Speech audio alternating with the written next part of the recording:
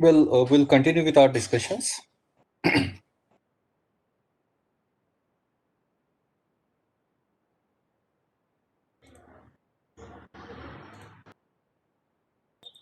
So I hope you can see my screen now. Yes, sir, it is visible. Okay, ma'am. So we were having discussions on the sources of secondary data, and specifically we've been focusing more on the electronic databases or electronic sources, and we're discussing how to search these electronic sources. And with regard to this, we have already explored Google Scholar. So मैंने आपको already समझा दिया है कि Google scholar कैसे search करते हैं Boolean command से. कुछ और इलेक्ट्रॉनिक डेटाबेसेस के नाम ही बता पा रहा हूँ क्योंकि टाइम थोड़ा कम है, और एक दो मैं थोड़ा सा डेमोन्स्ट्रेशन और दे देता हूँ एक दो डेटाबेसेस का. तो कुछ सोर्सेस आप नोट करके रख सकते हैं. गूगल स्कॉलर जैसे हमने ऑलरेडी बात कर ली है. उसके बाद ऑनलाइन जो थेसिस की रिपोजिटरी है वो है ओपन एक्सेस थेसिस एंड डिसर्टेशंस, जिसको OATD कहते हैं. आपको मालूम है कि शोध गंगा ये एक रिपोजिटरी है थेसिस और डिसर्टेशंस की इंडिया के कॉन्टेक्स्ट में. इंडिया में जहां तक मेरा अंडरस्टैंडिंग है 750 यूनिवर्सिटीज है, और उसमें लगभग 250-300 यूनिवर्सिटीज ने शोध गंगा में एनरोल किया है.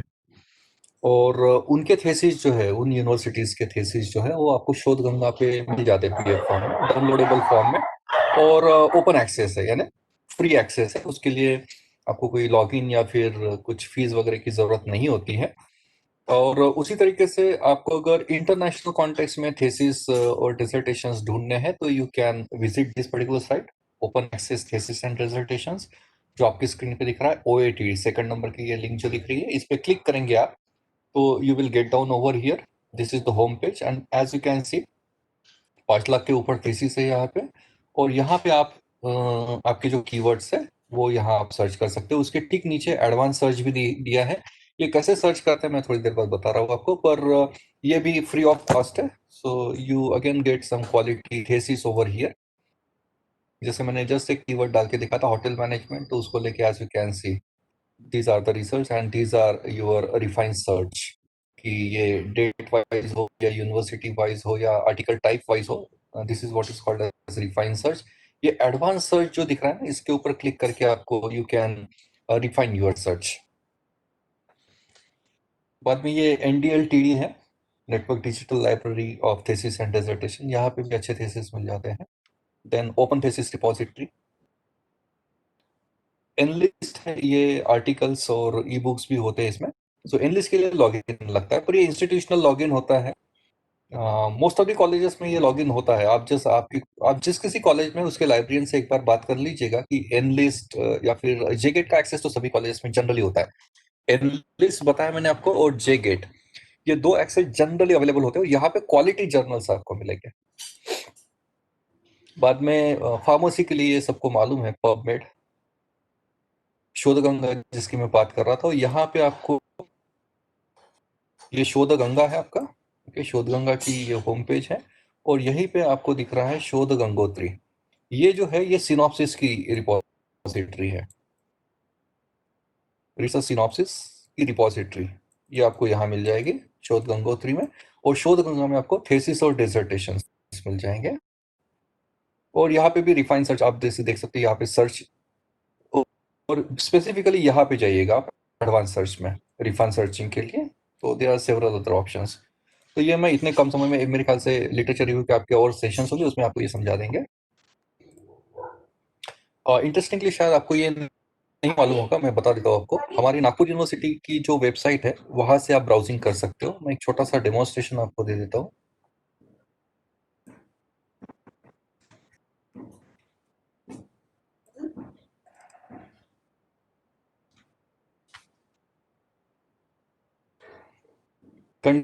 अलाउ मी अ मोमेंट, मैं थोड़ा लॉग इन करो.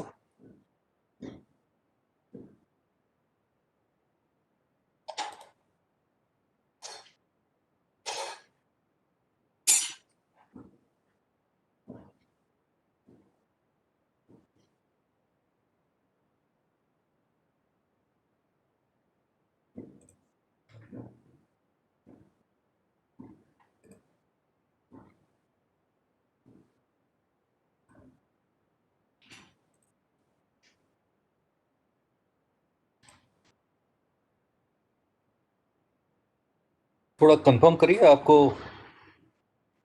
ये नागपुर यूनिवर्सिटी की वेबसाइट दिख रही है मेरी स्क्रीन पे? हो सर, दिसते.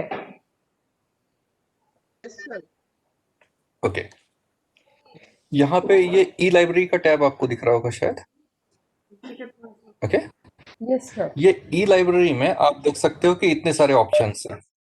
ये इतने सारे ऑप्शंस हैं हमारे पास, e journal, e book, remote login, ये सब है। ई थेसिस है, शोध गंगा के लिए यहाँ पे गेटवे दिया है। So PG Pathshala is also there, INFLIBNET is there. तो यहाँ से आपको गेटवे दिया हुआ है। अभी यहाँ से आप ये रिमोट लॉगिन जो दिख रहा है ना, यहाँ पे भी जा सकते हैं आप, ई शोध सिंधु, यहाँ से भी ब्राउजिंग कर सकते हो। ये रिमोट लॉगिन से कैसे करते हैं मैं वो थोड़ा सा बता देता हूँ आपको। तो मैं 1 मिनट के लिए स्टॉप शेयरिंग कर रहा हूँ so that I can log in to this particular thing. थोड़ा कॉन्फिडेंशियल होता है ना ये, इसलिए मैं लॉग इन करके ही आपको।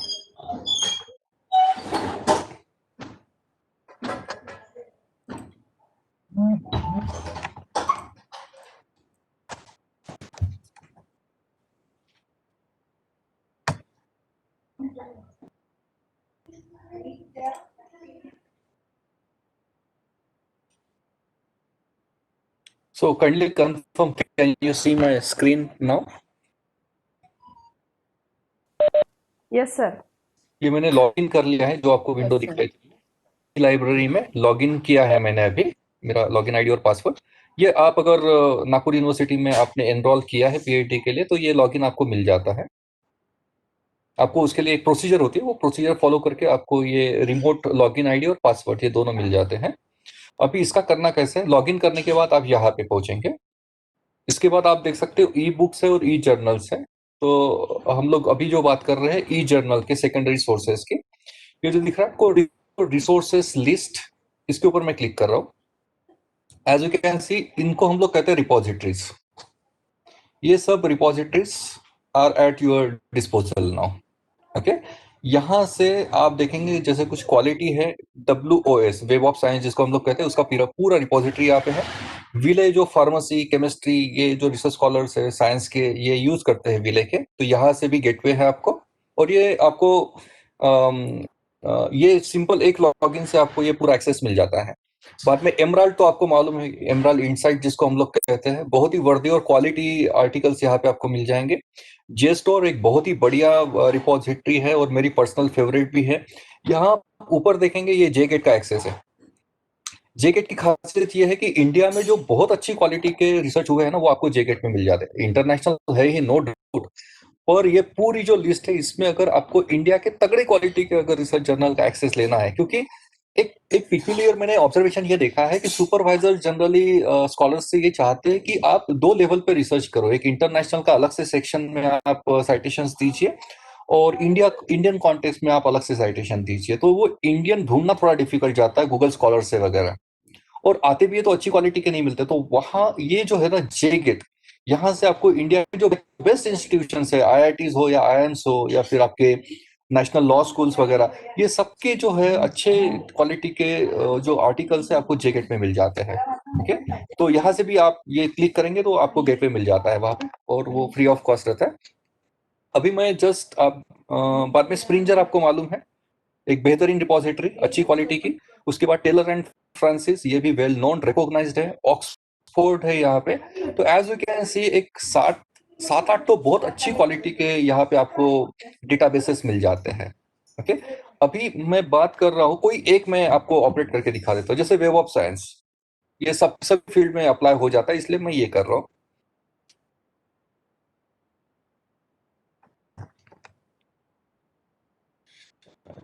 थोड़ा सा नेटवर्क का इशू है क्या?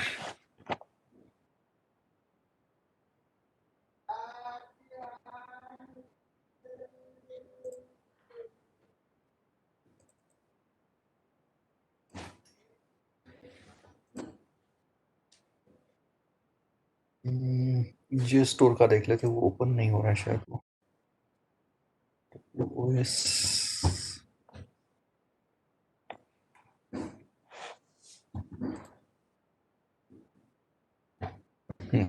WOS का ओपन हो गया है, मैं ये दिखाता हूँ आपको।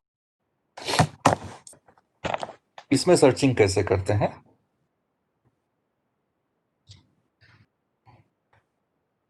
ये आपकी सर्च विंडो है। यहाँ पे आपका पहला जो कीवर्ड है, तो मेरे दिमाग में अभी जो कीवर्ड चल रहे हैं वो डाल देता हूँ मैं। Theory of plant plant behaviour.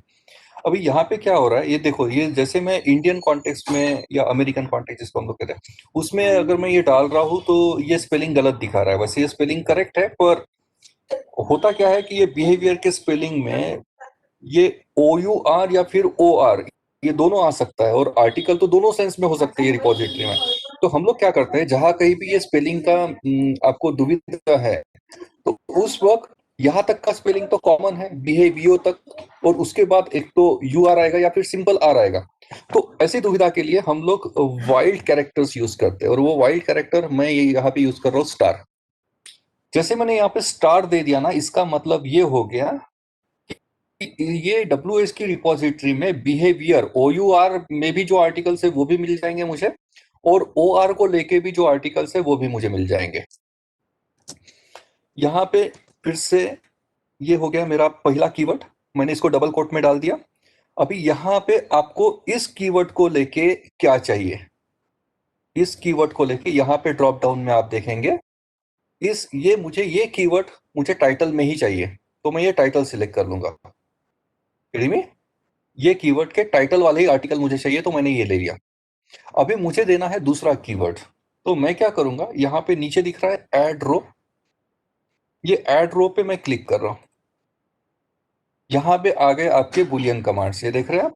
आपको बुलियन कौन सा लगाना है, एंड, और या फिर नॉट। तो मुझे एंड चाहिए, और एंड में क्या चाहिए मुझे, इफ सपोज ऑनलाइन शॉपिंग। इसके स्पेलिंग में दुविधा नहीं है, इसलिए मैंने वाइल्ड कैरेक्टर यूज नहीं किया है। और ऑनलाइन शॉपिंग मुझे कहाँ चाहिए, इफ सपोज मुझे ये यहाँ पे देख लेते हैं और क्या क्या सुविधा है। यहाँ पे मुझे टॉपिक में, यानी पूरे पेपर में ऑनलाइन शॉपिंग कहीं पे भी रहा तो भी चल जाता है। ओके, तो मैंने यहाँ पे टॉपिक रखा है। उसके बाद फिर से मुझे और एक तीसरे कीवर्ड का फीडिंग देना है, तो मैं यहाँ पे ऐड रो कर रहा हूँ, और इस वक्त मैं एंड कमांड देके, या फिर यहाँ पे और का मैं बता देता हूँ, एंड का ऑलरेडी बता चुका हूँ। तो ऑनलाइन शॉपिंग की जगह, ऑनलाइन शॉपिंग से मिलता जुलता एक कीवर्ड है इंटरनेट शॉपिंग। ये भी किसी पेपर में मिल गया तो भी मुझे चलेगा, यानी क्या, सिनोनिमस वर्ड्स है, ऑनलाइन शॉपिंग, इंटरनेट शॉपिंग। और आपको जितने कीवर्ड्स देने हैं आप इसको और एड्रो करके दे सकते हैं। उसके बाद यहाँ पे है आपके टाइम स्पैन, यहाँ देख सकते हो। हाँ, यहाँ पे आप ड्रॉप डाउन में जाओगे और यहाँ पे आप कस्टम ईयर रेंज कर दोगे।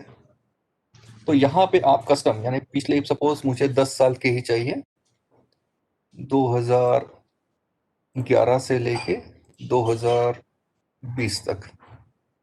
ओके, और यहाँ पे अभी मैं सर्च कमांड दे रहा हूँ, ये वाली,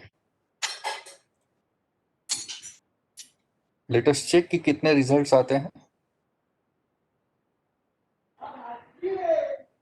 123 पेपर्स दिए हैं इसने मुझे, में, यानी मैं जो चाहता हूँ उससे रिलेटेड 123 पेपर्स मुझे मिल गए। अभी यहाँ पे आता है आपका रिफाइन, इसको और फाइन ट्यून करना है आपको, इफ सपोज। तो ये है आपके रिफाइंड रिजल्ट्स, ये दिख रहा है रिफाइंड रिजल्ट्स।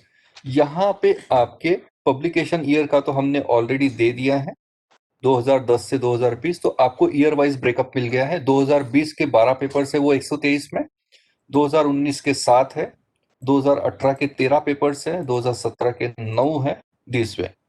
उसके बाद आपको सब्जेक्ट कैटेगरी वाइज फिल्टर लगाने हैं।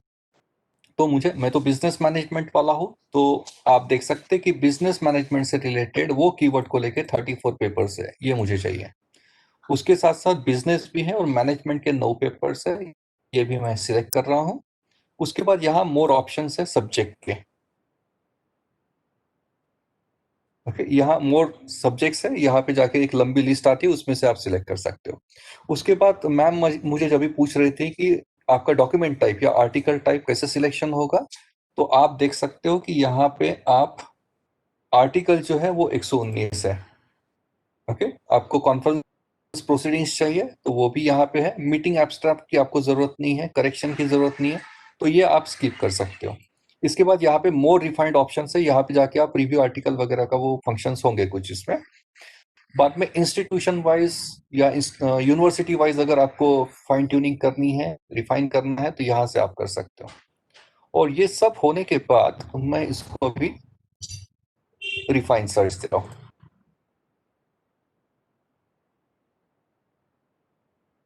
तो ये 123 के रिड्यूस होके मेरे पास 40 ऐसे आर्टिकल्स आ गए हैं जो सिर्फ जब मैं चाहता हूँ उससे ही डील करते हैं। रेडी में अभी ये आर्टिकल नंबर 1 है, इसके ऊपर आप क्लिक करेंगे तो आपको इसके डिटेल्स मिल जाएंगे।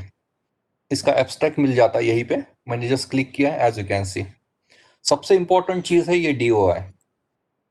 ये डीओआई आप कॉपी पेस्ट कर लेंगे गूगल स्कॉलर में जाके, तो आपको ये full length paper PDF form में मिल जाता है मोस्ट ऑफ द टाइम्स, अगर ओपन एक्सेस में होगा तो।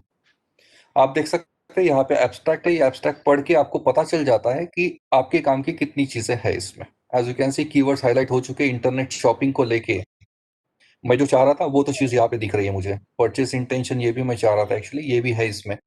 So this way you can fine tune this search. तो ये वेब ऑफ साइंस और बाकी के जो सर्च इंजिन में, जैसे आपको इलेक्ट्रॉनिक डेटाबेसेस मैंने दिखाया आपको ये वाले, ये एक एक करके आप ब्राउज कर सकते हो, पर this is the smartest way of refining your articles. तो इसके इसको लेके कुछ क्वेश्चंस होंगे तो पूछ लीजिए, फिर मैं आगे बढ़ता हूँ।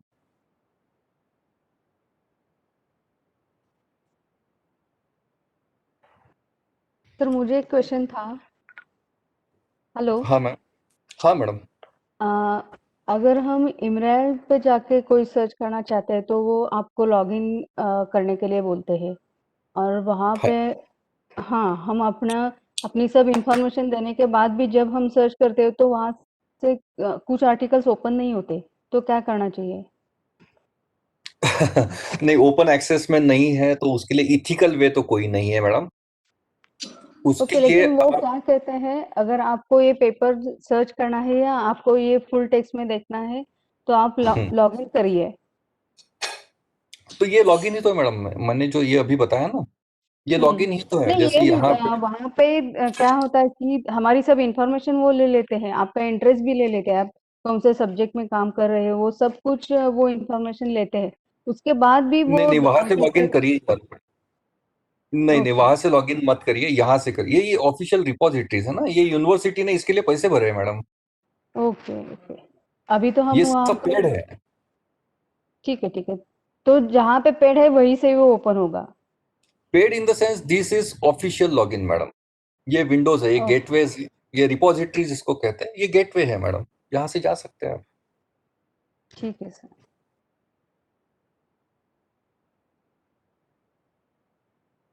और कुछ क्वेश्चन है इसको लेके?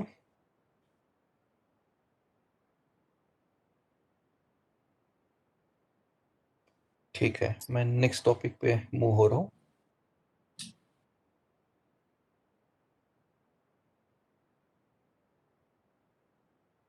सागर जी कुछ पूछना चाहते हैं आप? अनम्यूट किया था आपने just.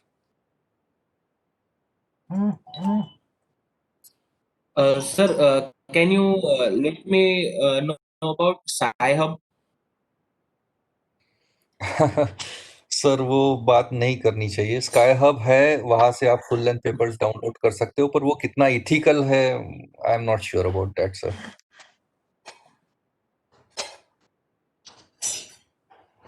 Okay, okay. Thank you.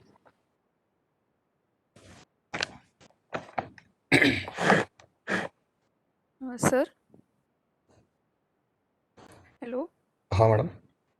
हाँ सर, मुझे हाँ मैडम। पूछना था, जिससे आपने एंड और का भी हमें एक्सप्लेन किया था, तो हम नॉट कब यूज़ करते हैं, वो जो आपने बूलियन बताए थे? आपको आपको जो चीजें एक्सक्लूड करनी है, ओके। एक्सक्लूड करनी है, जैसे आप ऑर्गेनिक फूड बोल रहे हैं, तो ऑर्गेनिक फूड में कोई एक ऐसी पिक्युलियर चीज होगी कि जो आपको नहीं चाहिए, जैसे हाइब्रिड। ओके, तो वो आपको नहीं चाहिए ऐसे। आपकी पूरी सर्च में आपको जो वर्ड्स नहीं आने चाहिए, रिफ्लेक्ट नहीं होने चाहिए, वो आप नॉट लगा के सर्च कर सकते हो, पर नॉट का इतना यूज नहीं करते हैं, एंड और ये ज्यादा यूज करते हैं। ठीक है, थैंक यू सर। मैंने किसी को देखा नहीं नॉट यूज करते हुए, क्योंकि जो नहीं चाहिए वो तो डाल ही नहीं रहे ना कीवर्ड्स हम लोग।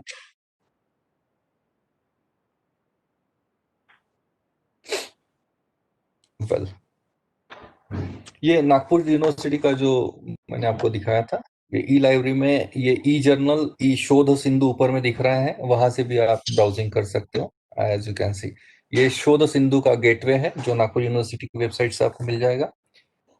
यहाँ फिर सर्च है, आप सर्चिंग करिए, सब्जेक्ट वाइज ब्राउजिंग है, जहाँ से आप फिर ये ई रिसोर्सेस में जाके फुल टेक्स्ट ई रिसोर्सेस, यहाँ पे जाके डेटाबेस में जाके आप ब्राउजिंग कर सकते हो। जेगेट जो मैं बता रहा था, ये बहुत काम की चीज है। यहाँ पे बहुत ही रिफाइन जो है ना वो बहुत बेटर होता है, जो मैं खुद भी यूज करता हूँ। रिफाइन के बहुत अच्छे फंक्शन है जेगेट में। और मेरे ख्याल से यहीं पे फुल लेंथ पेपर्स भी मिल जाते हैं। अभी ये रिपोजिटरी है, जे स्टोर है शायद, आई एम गेटिंग कंफ्यूज, पर फुल लेंथ पेपर भी डाउनलोड हो जाते हैं। साइंस डायरेक्ट का भी है वहां पे गेटवे, आप अगर आप देखेंगे ना, साइंस डायरेक्ट का मतलब है एल्सवेयर। तो एल्सवेयर का भी आपको मालूम है कि कितनी तगड़े क्वालिटी के जर्नल्स होते हैं वो, और आर्टिकल्स भी। तो उसका भी गेटवे वहां पे है, साइंस डायरेक्ट के नाम से, वहां पे भी आपको फुल लेंथ पेपर्स भी मिल जाते हैं। तो साइंस डायरेक्ट जो मैं अभी बात कर ही रहा था, स्प्रिंजर, ये सब मैंने आपको ऑलरेडी दिखा दिया है वहां पे, ई रिसोर्सेज जिसको कहते हैं, एप्सको, प्रोक्वेस्ट, बाद में सेज, कैम्ब्रिज, जेगेट जिसकी मैं बात कर रहा था। तो हमारा सेकंड टॉपिक जो था, सोर्सेस ऑफ सेकेंडरी डेटा, वो मैंने एक्सप्लोर कर दिया है ठीक से, मुझे लगता है। तो मैंने जो अभी बताया आपको, ये जस्ट एक ग्लिम्स है, आप ट्रेलर बोल सकते हैं इसको। ये चीजें और कॉम्प्रिहेंसिवली की जा सकती है, पर just because of dearth of time मैं और ज्यादा डिटेल में नहीं जा पा रहा हूँ, पर इसको आप फर्दर फॉलो कर सकते हैं। Well, we are getting into section 3 now, questionnaire versus schedule. तो यहां से आगे जो चर्चा होगी, ये चर्चा रहेगी, अगर आप सर्वे बेस्ड रिसर्च प्रोजेक्ट्स कर रहे हो तो उसमें ये टॉपिक जो है वो इंडिस्पेंसेबल है। सर्वे एग्जीक्यूट करते वक्त आपको एक फॉर्म बनाना होता है।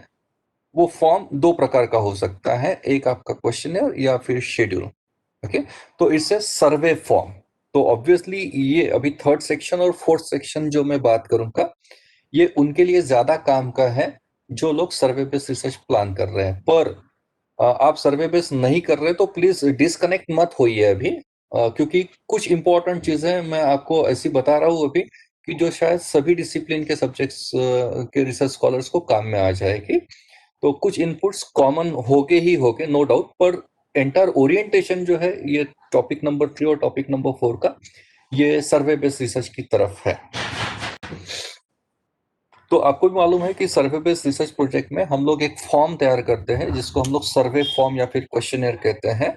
और आपके स्क्रीन पे अभी एक फैक्ट दिख रहा है, इसमें ये कहा गया है कि 50% रिस्पोंडेंट जो है वो आपका सर्वे फॉर्म फिलअप करने में इंटरेस्ट नहीं रखते या फिर इरिटेट हो जाते हैं, और वो फॉर्म मिसिंग डेटा उस फॉर्म में ज्यादा पाया जाता है।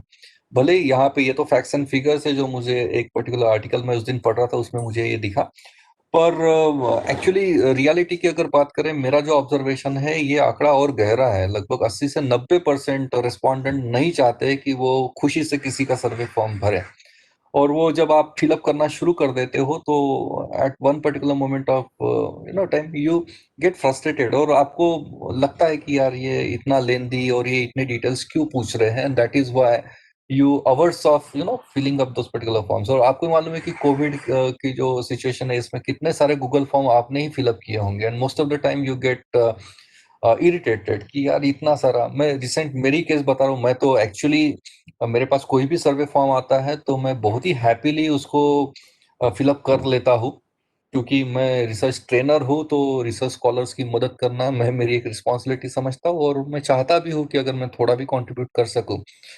पर रिसेंटली मेरे पास एक फॉर्म आया था, गूगल फॉर्म, और उसमें जो एक क्या बोलते हैं, इनिशियल लाइंस होती है ना, एक कवर पेज जैसा कुछ, कि उसमें वो बंदे ने पहली लाइन ही ये लिखी थी कि टाइम कि kindly take out 20 minutes from your busy schedule to fill up this particular form, तो वो लाइन पढ़ने के बाद ही मैंने ओपन नहीं किया। 20 मिनट बहुत ज्यादा हो जाते हैं सर्वे फॉर्म के लिए, ऐसा मुझे इंडिविजुअली लगता है। 20 मिनट में ऐसा क्या पूछ रहे हो यार, और इतना डेटा लेके आप करने क्या वाले हो? तो आपके पास 8-10 ऑब्जेक्टिव पड़े, 8-10 ऑब्जेक्टिव के लिए आप 20 मिनट का सर्वे फॉर्म फिलअप कर रहे हो, यानी कम से कम 150 क्वेश्चन होंगे उसमें। और सही में 8 से 10 ऑब्जेक्टिव्स के लिए 150-200 क्वेश्चंस की जरूरत नहीं होती है। और यहीं पे लगता है कि रिसर्च स्कॉलर्स को कितनी हद तक ट्रेनिंग की जरूरत है। मेरे पास सबसे ज्यादा कंसल्टेंसी अगर कुछ आती होगी तो वो है सर्वे फॉर्म। एक तो प्रिपरेशन में हो या ट्रेनिंग हो, यहाँ पे मुझे लगता है कि most of the research scholars they commit blunders. क्योंकि होता क्या है कि आपको आपका टॉपिक की जो डेटा रिक्वायरमेंट जिसको कहते हैं वही अगर नहीं मालूम तो सर्वे फॉर्म कैसे बनेगा? और डेटा रिक्वायरमेंट ऐसी कोई टर्म है जो वर्कआउट करनी होती है सर्वे फॉर्म बनाने से पहले। ये कितने रिसर्च स्कॉलर को मालूम है कि कोई ग्राउंड वर्क होता है उसके बाद ही सर्वे फॉर्म बनाने का एक तरीका क्या है? तो आप दूसरे किसी का देखते हो और बनाते हो, और वो जो होगा उससे डेफिनेटली आपका सर्वे फॉर्म साइंटिफिक नहीं बन के आएगा। तो नेक्स्ट फोर्थ सेक्शन में मैं उसी के ऊपर बात कर रहा हूँ, पर this is the glaring statistics I wanted you to acquaint with. So these are the sequential stages. Just a minute. I'm taking a pause.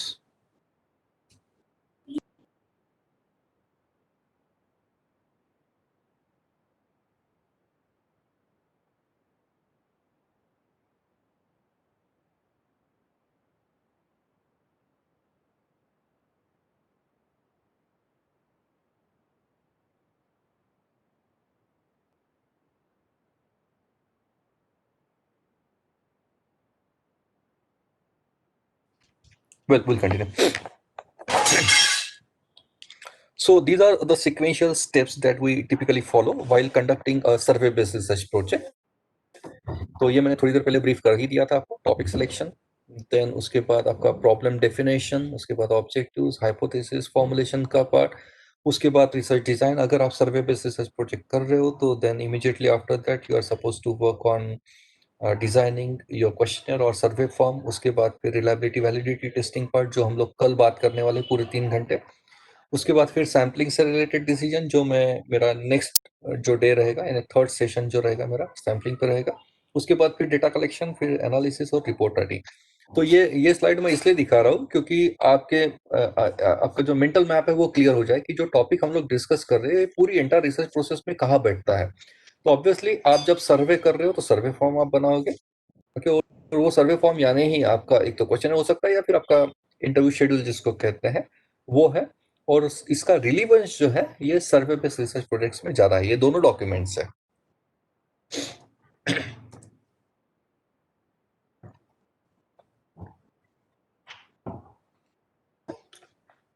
Well, ये 4 रिसर्च मेथड्स होती हैं और उस पर्टिकुलर रिसर्च मेथड्स के लिए डेटा कलेक्शन के tools होते हैं जिसको रिसर्च टूल्स या डेटा कलेक्शन इंस्ट्रूमेंट्स या डेटा कलेक्शन टूल्स माना जाता है। तो 4 मेथड्स के लिए 4 टूल्स आपके स्क्रीन पे है। जैसे आप देख रहे हो कि जितनी भी डिसिप्लिन एग्जिस्ट करती है जहां पे रिसर्च हो रहा है आज की डेट में, उसको 4 ब्रॉड कैटेगरीज में डिवाइड किया जा सकता है। पहला जो मेथड है उसको हम लोग कहते हैं सर्वे बेस्ड रिसर्च प्रोजेक्ट्स। और सर्वे जो है खास करके सोशल साइंस के रिसर्च स्कॉलर्स, सोशल साइंसेस में आपका सोशियोलॉजी हो गया या फिर पॉलिटिकल साइंस हो गया या फिर एजुकेशन, फिजिकल एजुकेशन हो गया, इकोनॉमिक्स हो गया या फिर पब्लिक एडमिनिस्ट्रेशन हो गया, ये सब जो सब्जेक्ट डिसिप्लिन्स है वो सोशल साइंसेस का ही पार्ट है। उसके साथ साथ आपका सोशल वर्क भी आ जाता है सोशोलॉजी आपके सोशल साइंसेस में। उसके साथ साथ कॉमर्स, बिजनेस मैनेजमेंट या इंटरडिसिप्लिनरी के कुछ सब्जेक्ट्स इंटरडिसिप्लिनरी में जैसे होटल मैनेजमेंट, बाद में होम साइंस, होम इकोनॉमिक्स हो गया, इवन आर्किटेक्चर भी इंटरडिसिप्लिनरी में आता है, लाइब्रेरी साइंस भी इंटरडिसिप्लिनरी में आता है। तो यहाँ पे भी सर्वे बेस्ड रिसर्च प्रोजेक्ट्स किए जाते हैं। और मैंने ये भी देखा है कि फार्मास्यूटिकल्स में भी सर्वे बेस्ड रिसर्च प्रोजेक्ट्स होते हैं, मेडिसिन में भी मैंने सर्वे बेस्ड रिसर्च प्रोजेक्ट्स देखे। इट इज नॉट दैट कि वो सिर्फ एक्सपेरिमेंट करते हैं। तो इवन लैंग्वेजेस में मैंने सर्वे बेस्ड रिसर्च प्रोजेक्ट्स देखे हैं। ये बात और है कि लैंग्वेजेस और लिटरेचर के रिसर्च स्कॉलर को ये तरीका मालूम नहीं है और उनकी फील्ड में वो उनका अपना तरीका चलता है कंपाइलेशन कोलेशन का, इसलिए most of the research scholar वो करते हैं। पर कुछ new generation research scholar, even belonging to this literature and languages, they are conducting their research studies by following this survey-based research method. So one of the universal methods you can say कि जिससे आपका research किया जा सकता है, that is survey method. और survey method के लिए जो डेटा कलेक्शन इंस्ट्रूमेंट है वो है आपका क्वेश्चन या फिर शेड्यूल. डेटा कलेक्शन इंस्ट्रूमेंट यानी क्या?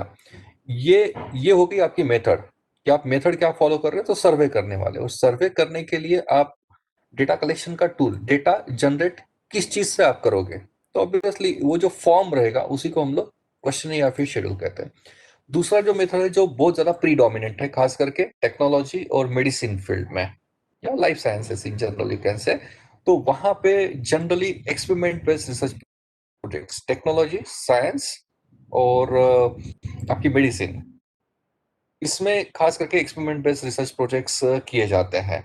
और एक्सपेरिमेंट बेस्ड रिसर्च प्रोजेक्ट में आपके रिसर्च टूल्स क्या रहेंगे या डेटा कलेक्शन इंस्ट्रूमेंट्स क्या रहेंगे, तो ऑब्वियसली आपके डिवाइसेस हो गए, गैजेट्स हो गए, एपरेटस हो गए, मशीन्स हो गई, इक्विपमेंट्स हो गए, कि with the help of which you will conduct your research studies, execution जिसको हम लोग कहते हैं. तो वो एग्जीक्यूशन के लिए whatever devices you are using those will be considered as your research instruments. And then इसमें आपको भी मालूम है कि एक्सपेरिमेंट रिसर्च प्रोजेक्ट्स में आप मेथड्स एंड मटेरियल ये सेक्शन बनाते हो. मेथड्स, आरएम लिखते वक्त मेथड्स एंड मटेरियल. तो यहाँ पे मेथड्स एंड मटेरियल का जो सेक्शन है आरएम का, उसमें हम लोगों को इसका उल्लेख करना होता है. ये हो या ये फिर ये हो. okay? तो आरएम का चैप्टर जो है चैप्टर नंबर 3 होता है जनरली ये.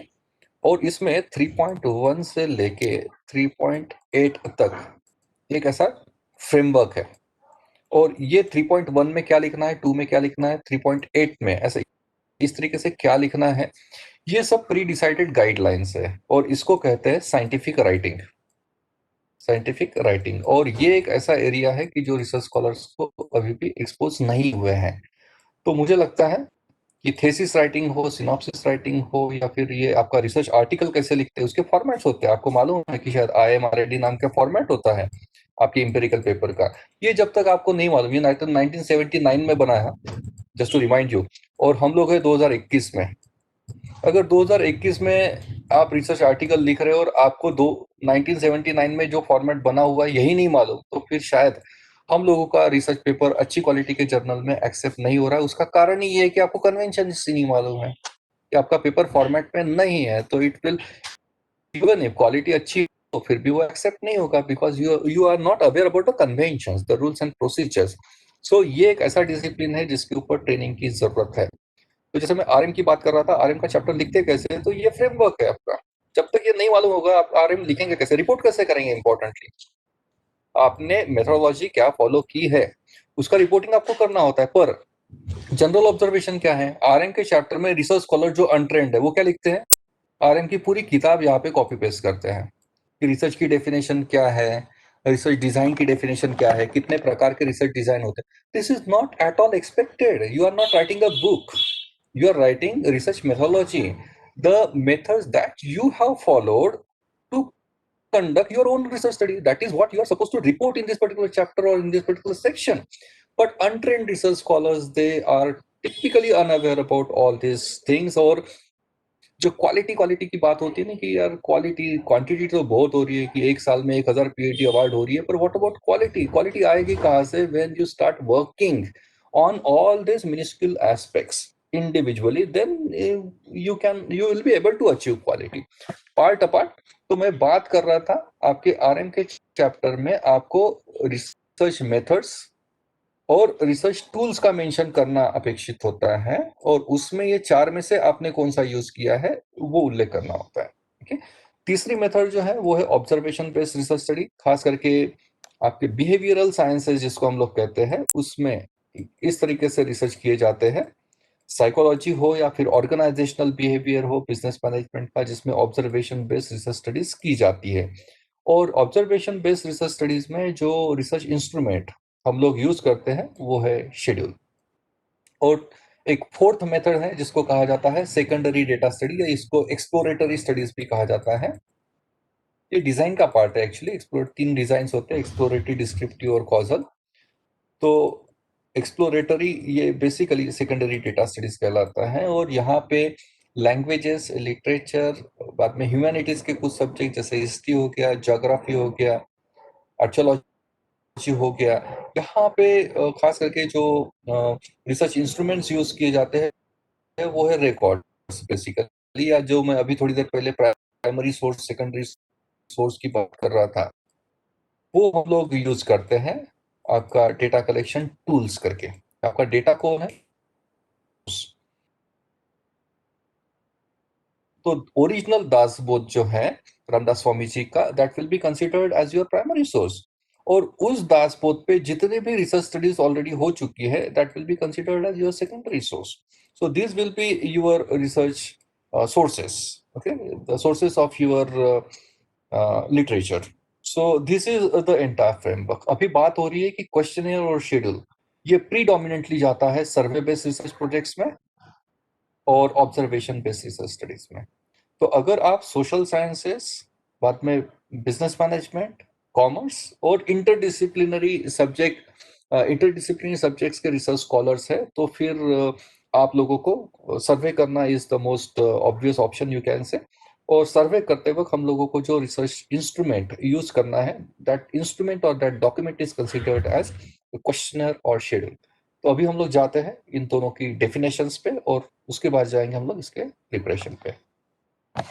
तो क्वेश्चनर और शेड्यूल ये दो डॉक्यूमेंट्स है आपके, इसमें फर्क क्या है और ये दोनों का मीनिंग क्या है वो मैं मेरी भाषा में समझा देता हूँ. आप में से मैक्सिमम लोगों को ये मालूम है कि क्वेश्चनर क्या है, पर फिर भी मैं सोच रहा हूँ कि मैं मेरी भाषा में समझा दूँ. क्वेश्चनर आप सबको मालूम है, एज ए रेस्पोंडेंट आपने तो बहुत सारे सर्वे फॉर्म्स ऑलरेडी फिलअप कर दिए होंगे. कोविड के सिचुएशन में तो गूगल फॉर्म कितने सारे आपके पास आए होंगे और आपने वो फिलअप भी कर लिए होंगे. उसके साथ साथ हम एक कॉमन कस्टमर तो है ही ना. हम लोग रिटेल आउटलेट पे जाते हैं, रेस्टोरेंट में जाते हैं, रिसोर्ट में जाते हैं हॉलीडेज के लिए, तो वहां पे भी आप देखेंगे, इवन हॉस्पिटल्स में हम लोग एडमिट हो जाते हैं, उस वक्त भी हम लोगों को डिस्चार्ज के वक्त एक फॉर्म मिलता है. आप रिसोर्ट में रुके हैं 4 दिन के लिए और आप साइन आउट कर रहे हो वहां से, तो उस वक्त भी आपको एक फॉर्म दिया जाता है. आप रेस्टोरेंट में जाते हो तो बिल के साथ एक फॉर्म आ जाता है आज की डेट में. आप रिटेल मॉल्स में जाते हो, वहां पे भी आप जब बाइंग काउंटर पे, सॉरी आपके कैश काउंटर पे पेमेंट करते हो, उस वक्त भी आपको एक फॉर्म दिया जाता है. ये सब फॉर्म्स हम लोगों, इसको एक्चुअली फीडबैक फॉर्म्स कहते हैं हम लोग.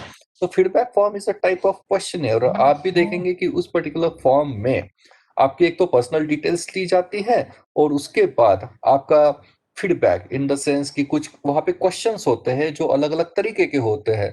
कहीं पे आपको टिक मार्क करना होता है, कहीं पे आपको एबीसीडी चॉइसेस दी होती है, तो कभी आपको 1 to 10 की रेटिंग में आपको रेटिंग करना होता है, या कभी कभी आपको कुछ फीडबैक लिखना होता है वर्ड में कि कोई सजेशन है क्या या कंप्लेंट है क्या for further improvement and all.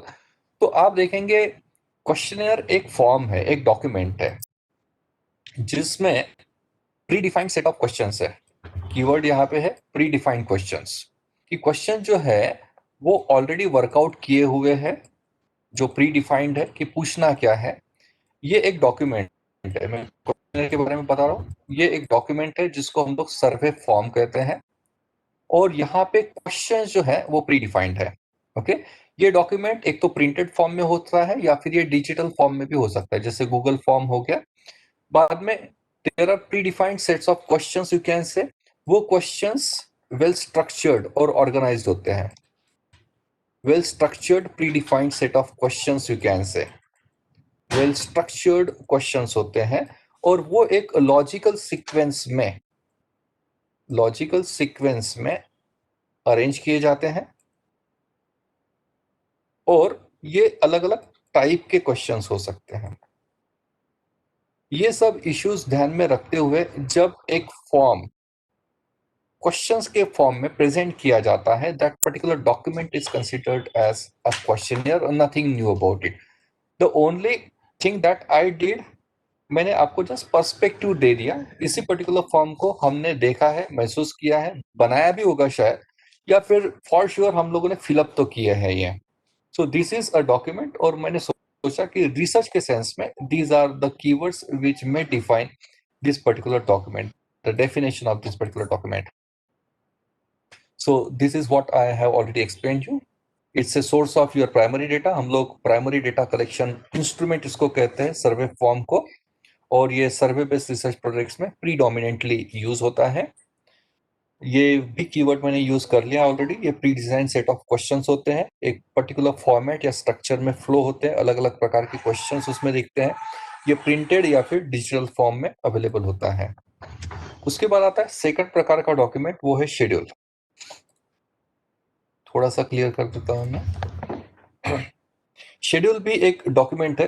Actually schedule जो है ना, ये दो सेंस में इंटरप्रेट किया जा सकता है। शेड्यूल एक डॉक्यूमेंट हो सकता है या फिर एक ये प्रोसेस हो सकती है। दोनों सेंस में मैं समझा देता हूं। पहला कॉन्टेक्स्ट जो है, schedule as a document, what role does it perform? So schedule is a document which looks like apparently like a questionnaire। जैसे क्वेश्चनर जैसा ही ये डॉक्यूमेंट दिखता है, सर्वे फॉर्म ही हम लोग इसको कहते हैं। और ये जो है शेड्यूल और क्वेश्चनर में डॉक्यूमेंट के सेंस में अगर आप देखेंगे कि डिफरेंस क्या है, तो डिफरेंस होता है प्रेजेंटेशन का। कि आपका जो क्वेश्चनर है, क्वेश्चनर में आपके क्वेश्चन नंबर 1 2 3 4 ऐसा दिखेगा। यहाँ पे क्वेश्चन आएगा व्हाट इज योर नेम, जगह छोड़ी जाएगी। बाद में आपको पूछा जाएगा व्हाट इज योर जेंडर, यहाँ पे option A is male and option B is female, और respondent is suppose to take any one appropriate option. Okay, तो क्वेश्चनर में क्वेश्चंस आपको कुछ इस तरीके से दिखेंगे, एक के नीचे एक। तो शेड्यूल में क्वेश्चंस इस तरीके से नहीं दिखते हैं। क्वेश्चन जो है वो आपको ग्रीड फॉर्म, ग्रीड का मतलब है टैबुलर फॉर्म, आपको हमेशा टैबुलर फॉर्म में क्वेश्चंस दिखेंगे। So the difference lies in its presentation. So if questions are presented one after another, okay, by using several different types of options, that is a questionnaire. And if questions are presented in a grid form, that is what is called as a schedule. But this is not sufficient to differentiate between both these documents. This information is insufficient to define what is a questionnaire and what is a schedule. The major difference lies over here, the method of administration. The method of administration of this particular form. What does this mean? What does this mean? Method of administration. I'm getting into it now. There are 6 methods. There are 6 methods of administration of your form. The first method is called as self administration. पहले मैं ये list out कर लेता हूं और फिर एक एक करके एक्सप्लेन करता हूं।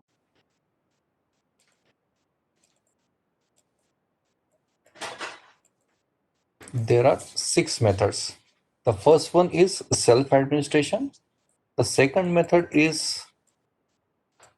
telephonic interview.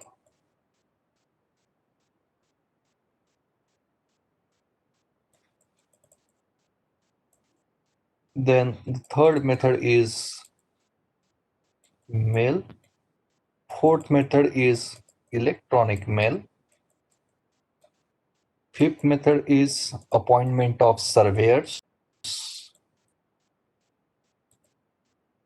And the sixth method is electronic survey या फिर ऑनलाइन सर्वे।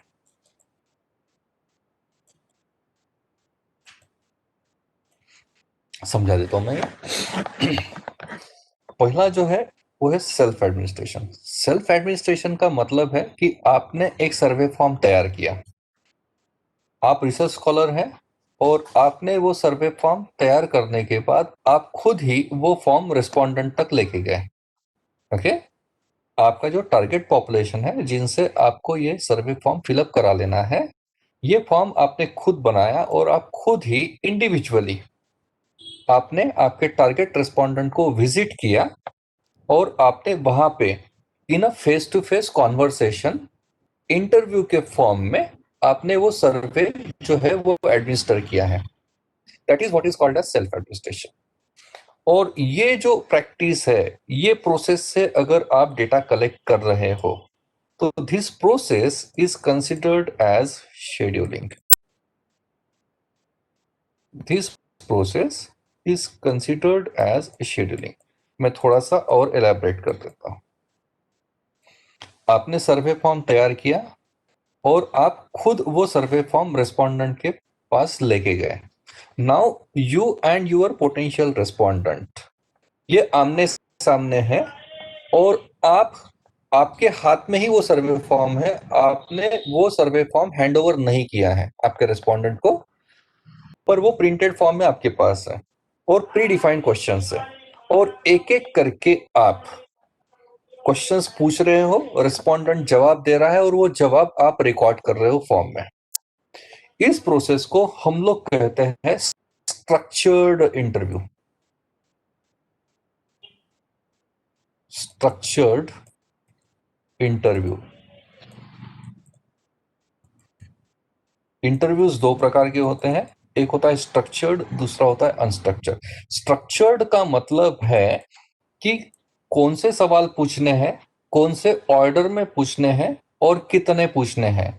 ये तीनों चीजों पे आपने घर में बैठ के वर्कआउट कर लिया है और एक फॉर्म तैयार कर लिया, प्रिंटेड फॉर्म तैयार कर लिया, और आप रेस्पोंडेंट को आपने अप्रोच किया और वो फॉर्म पढ़ पढ़ के आपने क्वेश्चंस पूछे हैं, रेस्पोंडेंट ने जवाब दिया है, and you have simply recorded the responses.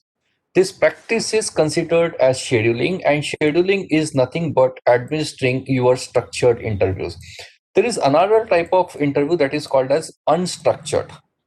Unstructured का मतलब यह है कि खास करके लिटरेचर में जो होते हैं वो अनस्ट्रक्चर्ड इंटरव्यूज होते हैं, कि आप किसी ऑथर का, जैसे बहनाबाई, ओके, या फिर कोई भी एक पोएट है, एस्टैब्लिश पोएट, कि उनके पास आप गए और आप उनका इंटरव्यू ले रहे हो, और आपने घर से वर्कआउट करके नहीं गए कि कौन से क्वेश्चंस पूछने, कितने पूछने, कितनी देर तक पूछने, कौन से ऑर्डर में पूछने। आपने पहला सवाल पूछा, उसका जवाब आया और जवाब से आपको क्लू मिला है दूसरे क्वेश्चन पूछने के लिए, और वो स्पॉन्टेनियसली आपने क्लू लिया है, एंड अकॉर्डिंगली यू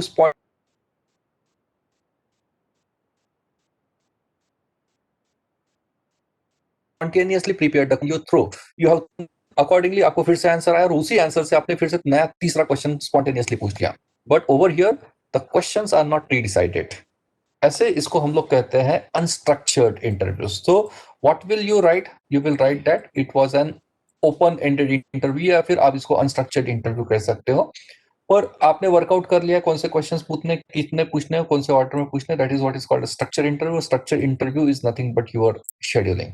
एनीवे, तो ये जो पहली मेथड है self administration, that is the example of scheduling.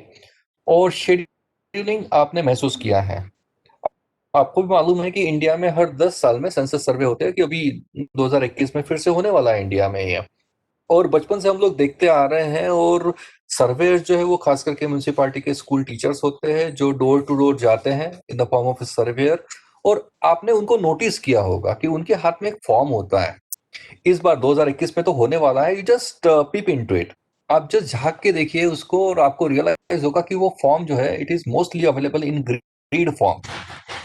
उसमें ऐसे कुछ टैबुलर फॉर्म में क्वेश्चंस होंगे और ये फॉर्म आपके हाथ में नहीं दिया जाता है। ये सर्वेयर्स क्वेश्चंस पूछते हैं, आप जवाब देते हो और यहाँ पे वो रिकॉर्ड करते हैं। So this is what nothing but is called as scheduling. Second type is called as your telephonic interview.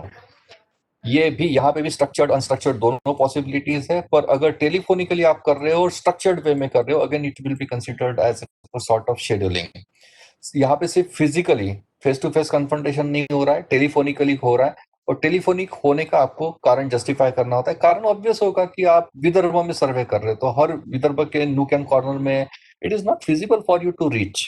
तो वहां पे आपने कुछ एक डेटाबेस कलेक्ट कर लिया है और आप टेलीफोनिकली अगर इंटरव्यू लेके ये फॉर्म आपके सामने क्वेश्चन पूछ रहे हो और फिलअप करा ले हो, तो again that is a case of scheduling you can say. Third is called as your mail. Mail का मतलब है आपने हमारे जो पोस्ट ऑफिसेस है गवर्नमेंट के, उनके थ्रू आपका क्वेश्चनियर आपके रेस्पोंडेंट को भेज दिया है या फिर कुरियर कर दिया है। चौथा मेथड है ईमेल, इलेक्ट्रॉनिक मेल। आपके पास ईमेल आईडीज अगर है आपके पोटेंशियल रेस्पोंडेंट्स के और आप उनको ईमेल भेज रहे हो, या shooting email in the form of attachments, आपका क्वेश्चन अटैच करके भेज रहे हो, that is again another method. उसके बाद surveyor's, appointment of field workers भी इसको कहते हैं, कि हम लोग प्राध्यापक है, किसी न किसी कॉलेज से जुड़े हुए हैं, और जब भी हम लोग हमारे स्टूडेंट्स को कुछ हैंड ओवर कर देते कि आप ये 25 करके लाइए, आप ये 25 करके लाइए, तो actually our students work as the field workers for us, so nothing wrong with this particular method. तो ये भी another option is available to you to administer your survey. And the sixth one is electronic survey. कुछ electronic portals है, मैं थोड़ी देर पहले प्रोक्वेस्ट की भी बात कर रहा था, वो भी है। उसके अलावा सर्वे मंकी और बाकी भी कुछ ऑनलाइन प्लेटफॉर्म्स है कि जहाँ पे आप ये इलेक्ट्रॉनिक सर्वे, वहां पे कुछ लॉगिन वगैरह करना होता है, रजिस्टर करना होता है आपको। उसके बाद फिर आप वहां पे एक तो फॉर्म बना सकते हो, या फिर आपका बनाया बनाया फॉर्म जो है वो अपलोड करके वहां से सर्वे कर सकते हो। तो ये 6 मेथड्स है। हम लोग बात कर रहे हैं questionnaire versus schedule, questionnaire versus schedule. तो ये जो मेथड है पहली दो, ये शेड्यूलिंग की मेथड्स है। और ये जो मेथड्स है, ये मेथड जो है इसको हम लोग क्वेश्चनियर एडमिनिस्ट्रेशन कहते हैं। क्वेश्चनियर एडमिनिस्ट्रेशन और शेड्यूलिंग में फर्क क्या है? क्वेश्चनियर एडमिनिस्ट्रेशन में आप फॉर्म भेज रहे हो, आप लेके नहीं जा रहे हो। Getting me? That is the most important and glaring difference between both this methods, कि आपने यहाँ पे फॉर्म भेज दिया, ईमेल आपने भेज दिया, सर्वेयर्स के हाथ से आपने फॉर्म भेज दिया है, इलेक्ट्रॉनिक सर्वे से आपने फॉर्म अपलोड कर दिया है, भेज दिया है। तो यहाँ पे आपका खुद का इन्वॉल्वमेंट जो है डेटा कलेक्शन की प्रोसेस में, it is low, it is very very low. अभी आपने कुरियर कर दिया, वो उसको मिला क्या, मिलने के बाद उसने देखा क्या, देखने के बाद उसने वो फिलअप किया क्या, फिलअप भी किया तो वो उसने खुद ने किया है क्या, ये इफ एंड बट्स कितने बहुत ज्यादा इसमें लग जाते हैं ये पर्टिकुलर मेथड्स में। इसलिए ये मेथड्स जो है ये इतनी ज्यादा रिकमेंडेड नहीं होती है, क्योंकि इसकी रिलायबिलिटी जो है डेटा की, वो कितनी जेन्युइन है और वो टाइमली है क्या, ये टाइमली रेस्पॉन्सेज भी नहीं आते हैं।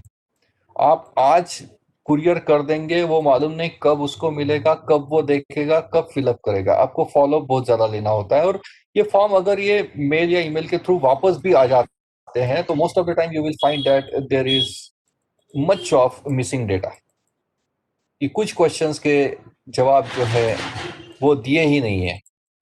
तो ये एक वेरी पॉसिबिलिटी है, लिमिटेशन है इसके। तो अगर आप ये कर रहे हो तो इसको आप क्वेश्चन एडमिनिस्ट्रेशन कहते हो, और जब आप खुद इन्वॉल्व होते हो डेटा कलेक्शन की प्रोसेस में, तो उसको हम लोग शेड्यूलिंग कहते हैं। तो this is about question and scheduling. मैं क्विकली समराइज कर देता हूँ ये चीजों को, आप देख सकते हो। हाँ मैडम। हाँ सर, कुछ पूछना था। जैसे आपने बताया क्वेश्चनियर्स क्या 1 to 4 क्वेश्चंस होते हैं, शेड्यूलिंग में ग्रिड फॉर्म में होता है। तो अगर मैं कोई मतलब सर्च करने वाला व्यक्ति अपना ग्रिड फॉर्म मेल करता है, तो उसे क्या कहें? अपना क्वेश्चन आपकी वॉइस ब्रेक हो रही है मैडम। कहा था सर कि क्वेश्चनर्स में 1 to 3 4 क्वेश्चन होते हैं, और शेड्यूलिंग में ग्रिड फॉर्म में होता है। हाँ। अगर किया जाता है, मतलब दिया जाता है, मतलब वो क्वेश्चनर है, तो अगर वो किसी को भेज दिया जाता है लेकिन वो ग्रिड फॉर्म में है, तो फिर उसे क्या कहेंगे सर? ठीक है, मैंने दोनों सेंस में डिस्कशंस किए हैं। एक था डॉक्यूमेंट प्रेजेंटेशन का, कि आप ये सर्वे फॉर्म का प्रेजेंटेशन कर रहे कैसे कर रहे हो in the form of a document. और दूसरा मैंने बात किया था एडमिनिस्ट्रेशन। तो आपके सवाल का जो जवाब है ना, वो यहां पे है। आपने सर्वे फॉर्म कैसे बनाया वो बहुत ज्यादा मैटर नहीं करता है। आप बोल रही कि सर्वे फॉर्म ग्रिड फॉर्म में बनाया हुआ है, ओके, और वो ईमेल से भेज दिया, तो ये मेथड क्या रहेगी? तो ये ऑब्वियसली क्वेश्चन एडमिनिस्ट्रेशन होगी। अच्छा, क्योंकि आप अगर डिफरेंस कहाँ पे, शेड्यूलिंग आप कब करोगे? जब आप ये खुद डेटा कलेक्शन प्रोसेस में इन्वॉल्व होगे, खुद जाके इंटरव्यू लोगे, उसको हम लोग शेड्यूलिंग कहेंगे। भले ही वो 1 2 3 4 एक के नीचे क्वेश्चन हो या ग्रिड फॉर्म में हो, इट डजेंट मैटर मच। ये major difference lies in the method of administration. आप डेटा कलेक्ट कैसे कर रहे हो, इट विल डिटरमाइन कि whether you have resorted to question administration और whether you have resorted to scheduling. Thank you sir. ये हमारी समरी है अभी तक जो हमने डिस्कस किया है। क्वेश्चनर में क्वेश्चंस एक के नीचे एक प्रेजेंट किए जाते हैं, यहाँ पे ग्रिड फॉर्म में प्रेजेंट किए जाते हैं। यहाँ पे क्वेश्चन एडमिनिस्ट्रेशन में रिसर्च स्कॉलर का इन्वॉल्वमेंट लो होता है डेटा कलेक्शन की प्रोसेस में। यहाँ पे हाई इन्वॉल्वमेंट होता है क्योंकि आप आमने सामने हो।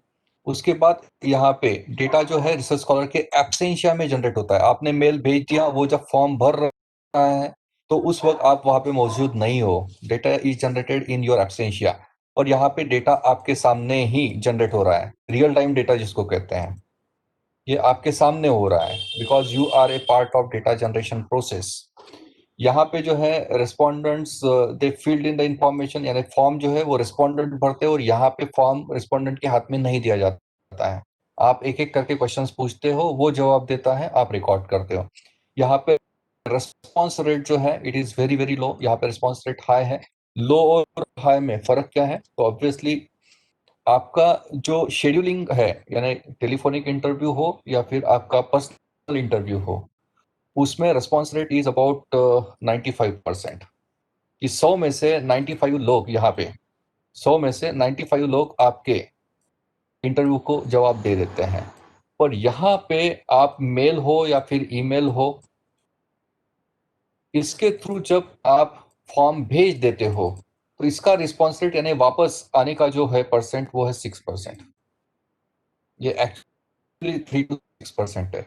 आप 100 मेल करेंगे तो 100 में से सिर्फ 3 या 6 ही, इलेक्ट्रॉनिक मेल की मैं बात कर रहा हूँ, 100 में से सिर्फ 3 लोग या 3 से 6 लोग ही आपके ईमेल को रिप्लाई करते हैं। तो रेस्पॉन्स रेट यहाँ पे डिसमल है एंड यहाँ पे pretty high. That is why as you can now got it कि scheduling is recommended over questionnaire administration and just because of these obvious reasons। इसके लेके अगर कुछ क्वेश्चन है तो पूछ सकते हैं, फिर मैं नेक्स्ट सेक्शन मूव करता हूँ। यहाँ पे हमारा थर्ड सेक्शन जो है वो कंप्लीट हो चुका है। मैं एक बार चैट बॉक्स देख लेता हूँ, कुछ ब्लिंक कर रहा था मैसेज वहां पे। Schedule is filled by researcher in the presence of respondent. हाँ, यही बताया मैंने। How your question can be filled in presence और इन एब्सेंस ऑफ रिसर्चर। हाँ, यही बता रहा था मैं, अमोल सर। वेल, इसको लेके क्वेश्चंस होंगे तो मैं एक छोटा सा पॉज ले रहा हूँ, अदरवाइज मूव करते हैं।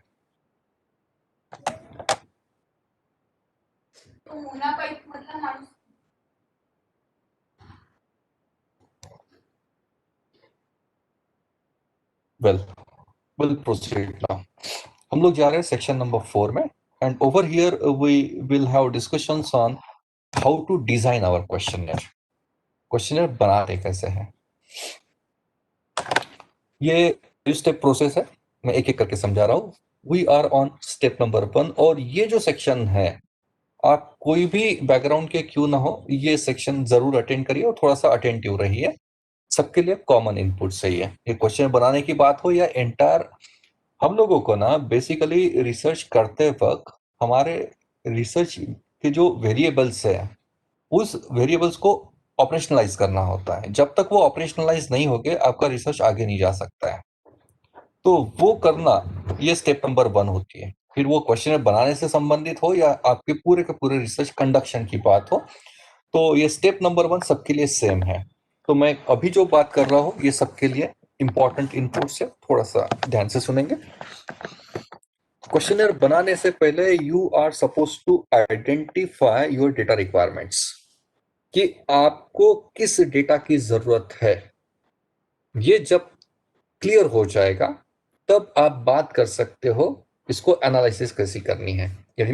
यानी क्या, मेरी तरफ से एक इंपॉर्टेंट कैप्शन में दे रहा हूं आपको। If your what is clear,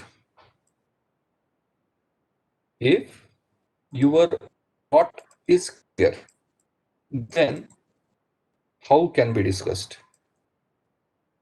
getting me? अगर आपको मालूम है कि रिसर्च करते वक्त क्या करना है, तो फिर कैसे करना है ये मीनिंगफुल हो जाता है। अभी आपका ये जो 10 दिन का वर्कशॉप चल रहा है ना, यहाँ पे बात क्या चल रही है, हाउ की, कैसे करना है। और ये जो है ये आपको इंडिविजुअली करना होता है। यानी में अगर ये क्लियर नहीं है आपका, तो आप आरएम के कितने भी वर्कशॉप्स कर लीजिए, बहुत ज्यादा वैल्यूएशन नहीं होगा। ये 10 दिन से मालूम नहीं आप क्या सीखोगे ये 10 दिन में, पर एक चीज तो पक्का, आप कन्विंस हो जाओगे कि रिसर्च करना इतना आसान नहीं है जितना लगता है। आप निकल तो पड़े हो पीएचडी करने के लिए, पर ये 10 दिन में शॉकर्स आते हैं हर दिन, अच्छा ऐसा भी होता है क्या, यानी में। और शायद इसीलिए ये वर्कशॉप्स करना और ज्यादा कंपलसरी हो जाता है। और थोड़ा सा इमेजिन करिए कि ऐसे ही वर्कशॉप्स की हमारी फ्रीक्वेंसी बढ़ जाती है, तो आप देखिए आप जो रिसर्च क्वालिटी है वो अचीव कर सकते हो। आपको रिपीटेटिव एक्सपोजर की जरूरत है, और इनपुट्स जो है वो एक स्टेप आगे होने चाहिए हर वर्कशॉप में। इस वर्कशॉप में जो मिला, इससे और एक स्टेप आगे आप नेक्स्ट वर्कशॉप में जा सकते हैं। यानी क्या मल्टीपल वर्कशॉप से आइडिया जो है वो फाइन ट्यून होना शुरू हो जाता है। So captions from my side is that if your what is clear then you can work on how. Okay, अभी बात करते हैं ये, मैं मेरी तरफ से इनपुट दे रहा हूं, ये व्हाट को कैसे वर्कआउट करते हैं, तभी जाके तो क्वेश्चन कैसे बनेगा वो बात कर सकेंगे। तो यहाँ पे सबसे इंपॉर्टेंट चीज होती है हमारी डेटा रिक्वायरमेंट्स, जिसको इंफॉर्मेशन नीड चार्ट कहते हैं। इन्फो नीड चार्ट, ये जब क्लियर हो जाएगा, इन्फो नीड चार्ट तैयार हो जाएगा, तब आप क्वेश्चन आसानी से बना पाओगे। तो मैं थोड़ा मेरी तरफ से समझा देता हूं। देखिए आपके पास अभी एक डॉक्यूमेंट है इस मोमेंट पे, जिसको हम लोग सिनॉप्सिस कहते हैं। और सिनॉप्सिस की वन लाइन डेफिनेशन क्या है? Synopsis tells you the entire framework, कि आप क्या करना चाहते हो और कैसे करना चाहते हो। आप क्या करना चाहते हो और आप ये कैसे करने वाले हो। ये दो चीजों को एड्रेस करने के लिए फ्यूचरिस्टिक ओरिएंटेशन, लेके हम लोग जो डॉक्यूमेंट तैयार करते हैं उसको हम लोग सिनॉप्सिस कहते हैं। यानी क्या, आपका क्या करना है इन एडवांस आपने तय कर लिया है, और आप कैसे करने वाले हैं ये चीजें, ये भी इन एडवांस आपने डिसाइड कर लिया है। पर उस वक्त हमारा ना ही ये बहुत ज्यादा फाइन ट्यून होता है और ना ही ये चीज बहुत ज्यादा फाइन ट्यून हो जाती है, पर हम एक रिटर्न कमिटमेंट तो दे देते हैं। पर जब करने की बारी आती है तो ये व्हाट भी एम्बिग्युअस रहता है और हाउ भी एम्बिग्युअस होता है। इसलिए सबसे पहले व्हाट क्लियर होना बहुत ज्यादा जरूरी है। अभी आप क्या करना चाहते हैं इसके क्लूज जो है वो तीन चीजों से मिलते हैं। एक है आपका रिसर्च टाइटल, दूसरा है आपके ऑब्जेक्टिव के स्टेटमेंट, और तीसरा है आपका हाइपोथेसिस।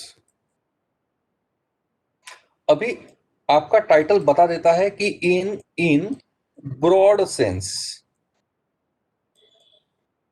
इन ब्रॉड सेंस आप क्या अचीव करना चाहते हैं, यानी आपका रिसर्च इन ब्रॉड सेंस क्या है, उसको आपको टाइटल के क्लू मिल जाते हैं। In broad sense what you wish to achieve.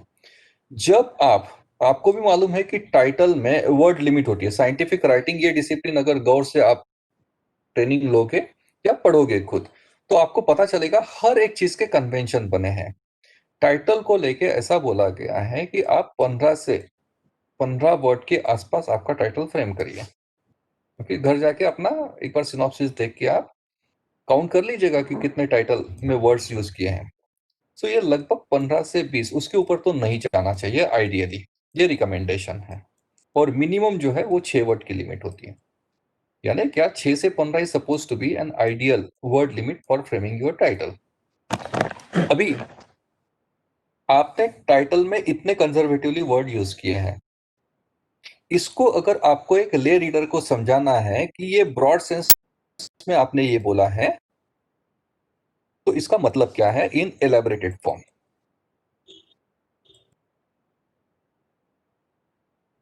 In elaborated form, और एलैबोरेटेड फॉर्म का मतलब है लगभग 300 वर्ड्स।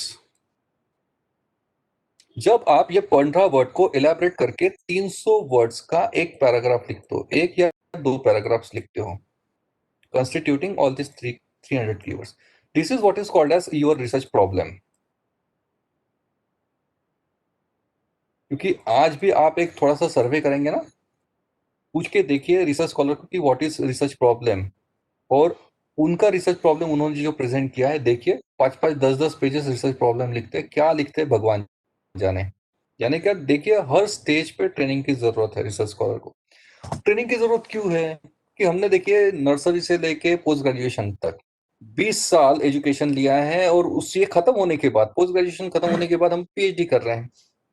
यानी ऐसा एज्यूम किया गया है कि आपने 20 साल पढ़ाई की है तो आप अभी पीएचडी करने के लिए बिल्कुल तैयार है। बट रियलिटी में वैसा नहीं है, क्योंकि ये 20 सालों में कहीं भी किसी भी एक साल या एक सेमेस्टर में हमको ये नहीं पढ़ाया गया है कि पीएचडी करते कैसे हैं। तो ऑब्वियसली आप पूरा एजुकेशन होने के बाद भी आपको कुछ एडिशनल इनपुट्स की जरूरत होती है, क्योंकि ये काम पहली बार कर रहे हैं यानी में।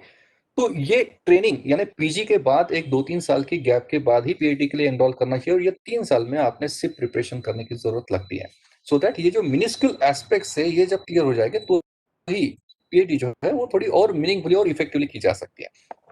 अभी इसको हमने टाइटल को एलैबोरेट कर दिया। मैं ये क्यों बता रहा हूँ रिसर्च प्रॉब्लम, क्योंकि हमारा सिलेबस जो है उसमें आप देख लेंगे सेकेंडरी डेटा के ठीक बाद रिसर्च प्रॉब्लम ऐसे 2 वर्ड्स लिखे गए हैं, तो मैंने सोचा ये एक अपॉर्चुनिटी है ये स्लाइड में कि मैं ये समझा दूं। So research problem is nothing but elaboration of your research title. ये पहला कीवर्ड मैंने बताया, elaboration of your research title. Research problem में लिखते क्या है, it is an elaborated version of your research title. और दूसरा है इट इज द नरेशन,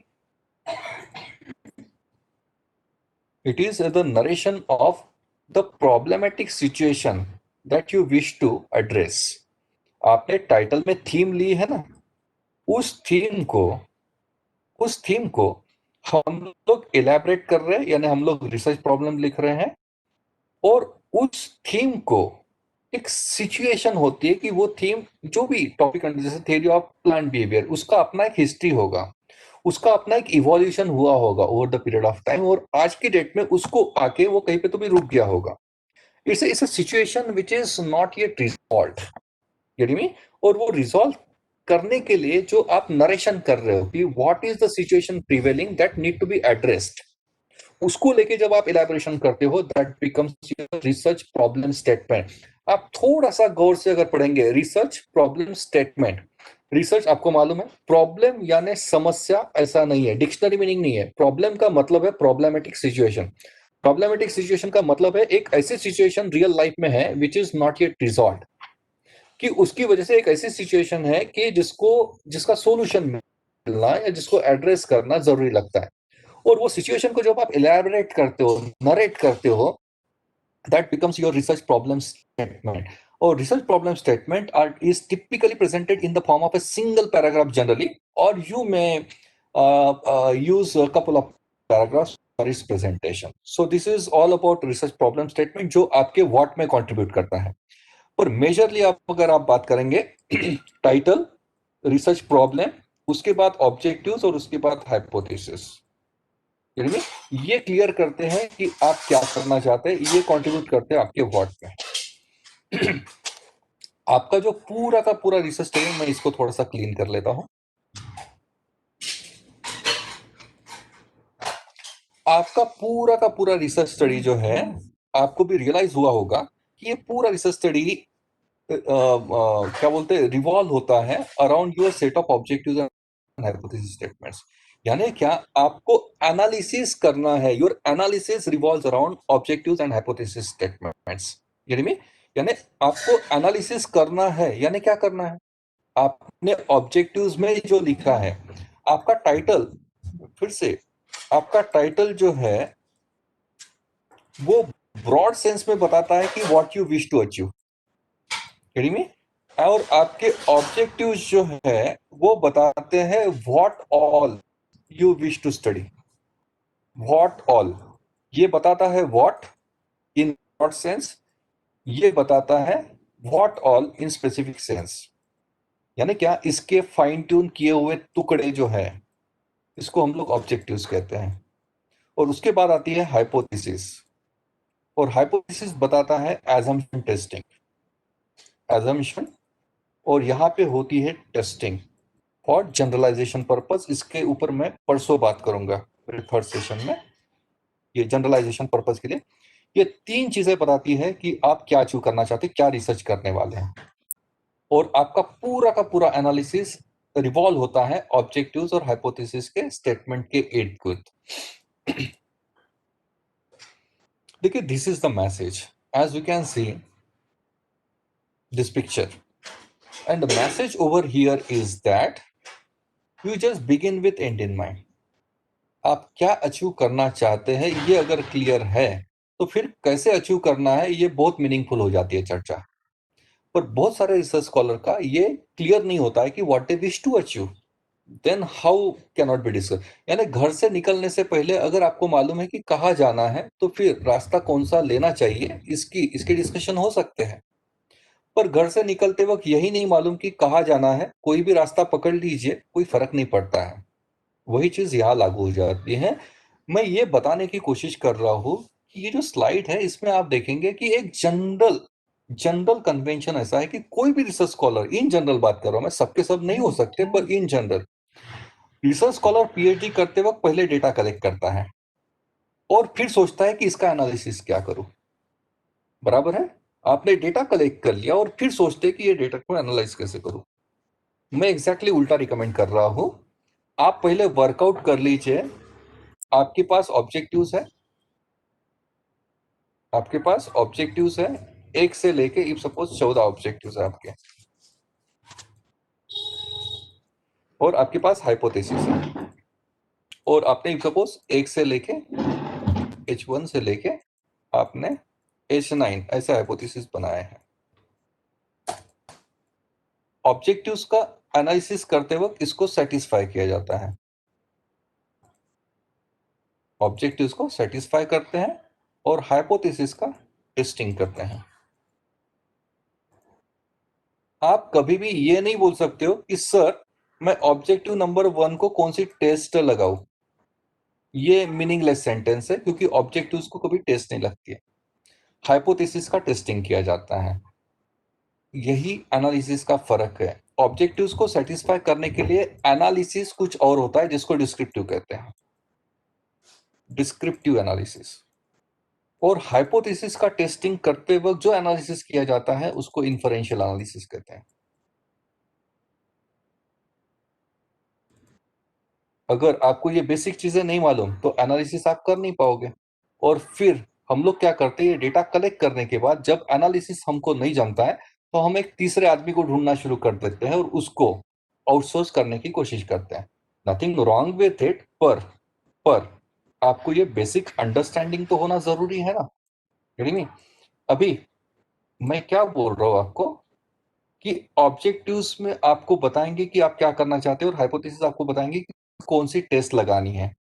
अगर आपको इसी स्टेज पे, यानी शुरू के स्टेजेस में, अगर आपको मालूम है कि हाइपोथेसिस नंबर 1 को कौन सी टेस्ट लगानी है, हाइपोथेसिस 2 को कौन सी टेस्ट लगानी है, 3 को कौन सी लगानी है, 4 को कौन सी, 5 को कौन सी, ऐसे पूरे 9 हाइपोथेसिस को अगर शुरू में आपको मालूम है कि कौन सी टेस्ट लगानी है, ऑब्जेक्टिव्स को क्या ट्रीटमेंट देनी है, ये 14 ऑब्जेक्टिव के साथ एनालिसिस करना है, यानी कौन सा एनालिसिस करना है, ये अगर शुरू में मालूम है तो रिसर्च की जर्नी आसानी से और एंजॉयफुली कंप्लीट हो जाती है।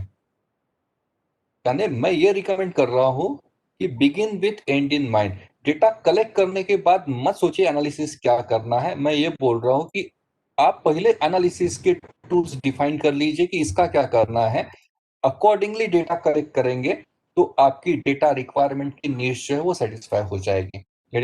यानी क्या, आपका रिसर्च और ज्यादा मीनिंगफुल हो जाएगा। And this is the bottom line is that begin with end in mind. If you don't know what to do with your objectives and hypothesis, obviously you will land in trouble. And whatever data that you are generating, there is very possibility that कि एक तो access data generate हो जाएगा या फिर इनएडिक्वेट data generate हो जाएगा। यानी जो डेटा हमको चाहिए इसको प्रोसेस करने के लिए, ऑब्जेक्टिव और हाइपोथेसिस को प्रोसेस करने के लिए जो डेटा चाहिए, हो सकता है कि आपने ये वर्कआउट ही नहीं किया है, एनालिटिकल नीड्स, तो ऑब्वियसली आपका क्वेश्चनर ठीक से नहीं बन पाएगा, आपका डेटा एक्सेस में आ जाएगा या फिर इनसफिशिएंट आ जाएगा। आपको चाहिए ऑप्टिमम डेटा कि जो ये इन सबकी नीड्स को फुलफिल करे। इसीलिए हम लोगों को सबसे पहले जो वर्कआउट करना होता है वो है डेटा रिक्वायरमेंट। आपकी डेटा रिक्वायरमेंट क्या है, ये जब तक क्लियर नहीं होगा, डेटा कलेक्शन की प्रोसेस ठीक से फुलफिल नहीं होगी। अगर यहाँ पे आपने प्रॉब्लम कर दिया, यहाँ पे गड़बड़ कर दी, तो ये ठीक से हो नहीं पाएगा। Got it? This is the message. अभी मैं कुछ रिलेटेड टर्म्स की बात कर रहा हूँ, पर ऑलरेडी मेरे ख्याल से 1:30 हो चुके हैं, तो मैं होंगे अभी इस स्टेज पे, तो मैं वो पहले डील कर लेता हूँ और फिर नेक्स्ट सेशन में हम लोग इसको लेके कंटिन्यू करते हैं। आपके कुछ क्वेश्चंस हो पूछ सकते हैं।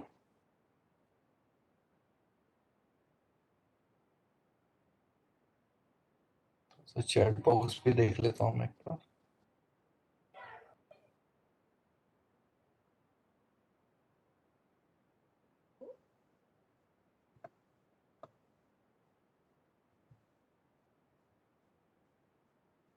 प्रीती मॅडम, क्वेश्चन्स तो दिसत नाही आहे, तर मी थांबून जाऊ आजच्यापुरती? हो सर. सर उद्या कंटिन्यू करू आपण 2 to 5. Hello. Yes ma'am. Hello. Please. Yes. Ma'am, I wanted to ask sir, which kind of questions can be asked, like from exam point of view? Madam, those questions I will share on the Moodle site. Okay. Practice questions. ठीक है ना ma'am, ठीक है ना ma'am. Okay. Okay. Thank you so much, ma'am. Thank you so much, sir, for today's sessions. Tomorrow we will meet at 2 p.m. sir. Right ma'am. Okay, 2 to 5 p.m. Okay ma'am. Okay. Now I am living the meeting. Yes, sir. You can leave. Friends, there are some instructions. Please be attentive. Am I audible to everyone? Yes, ma'am. Friends, just now I have uploaded practice questions of unit 1, 2, 3, 4. You just go through the Moodle site whenever you will get the time and just go through those practice questions. ऐसा नहीं है कि वही questions आएंगे, मोर और less उस pattern में questions आ सकते हैं। मैंने 4 यूनिट के प्रैक्टिस क्वेश्चंस डाल दिए हैं, 35 और near about 70 questions per unit है, तो उसमें से आप लोग पूरे क्वेश्चंस को सॉल्व करने की कोशिश करिए, उनके आंसर कीज भी दिए हैं साथ में। और यूनिट नंबर 5 के क्वेश्चंस नहीं डाले हैं, जो दिव्या लखेरा मैडम आज पर्सनली आप लोगों से कराएंगे। Got it? Yes ma'am. Unit 1, 2, 3 और यूनिट 1, 2, 3, 4 के क्वेश्चंस मैंने प्रैक्टिस क्वेश्चन के नाम से आपको वर्ड फाइल दिखेगी, वो मैंने ऐड किए हैं। और यूनिट नंबर 5 के क्वेश्चंस आज दिव्या लखेरा मैडम अभी पोस्ट लंच सेशन में करेंगी। ठीक है ना मैम। ठीक है? Thank you ma'am. Okay. Now I'm Thank you, ma'am. ending the meeting. We will meet at 2 p.m. for next session. Okay, ma'am. ठीक है? Sharp join at 2 p.m. Yes, ma'am. I wanted to ask that we have to prepare the report now. Yes. So could you please share the format? Ma'am, please be louder. Your voice is not clear. Okay. What I am saying is that could you please share the format of that report? Madam, there is no as such format for the report. In that report, first cover page I have given on that Moodle site. Then you go via sequential step how synopsis is written like that. Just introduction, review of literature, materials and method, result अगर है आपके तो, और discussion, conclusion and bibliography. Okay, so I can say that it's a short form of our synopsis. Yes. Go in the same manner, na? Yes. But it should cover near about 15 to 20 pages. Okay. Thank you. Got it? Thank you, sir. Okay. Any question?